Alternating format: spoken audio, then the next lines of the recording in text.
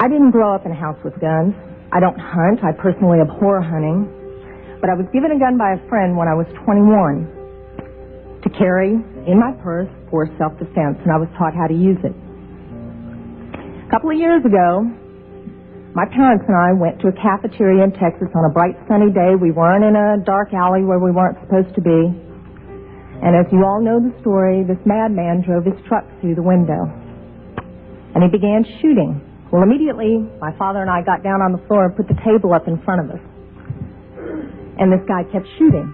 And you're thinking, well, what could it be? Is it a robbery? That's the first thing that generally comes to mind. And he keeps shooting. It took me a good 45 seconds to realize that this man wasn't there to commit a robbery. He wasn't there for a hit. He was there to simply shoot as many people as he possibly could. When I finally realized what was occurring, I thought, I got him. And I reached for my purse. He was maybe 12 feet away.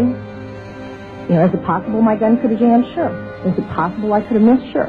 But I can tell you I've hit much smaller targets at much greater distances. But then I realized that a couple of months earlier I had made the stupidest decision of my life. I took my gun out of my purse and left it in my car. Because as you well know, in the state of Texas, it's sometimes a felony offense to carry a gun in your purse. I can tell you that I'm not mad at the guy that did this. As he continued, it was obvious that he was a madman.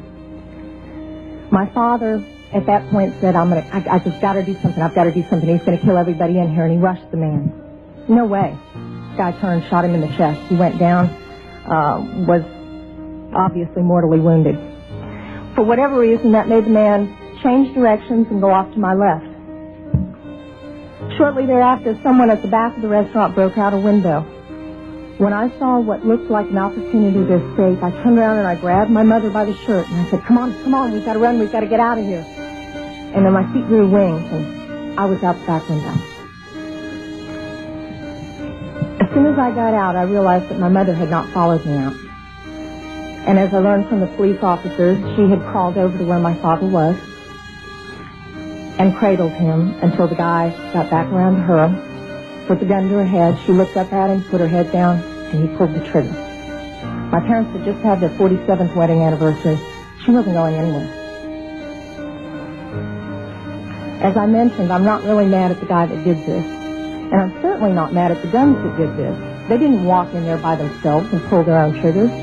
The guy that did it was a lunatic. That's like being mad at a rabid dog. I'm mad at my legislators for legislating me out of the right to protect myself and my family. I would much rather be sitting in jail with a felony offense on my head and have my parents alive.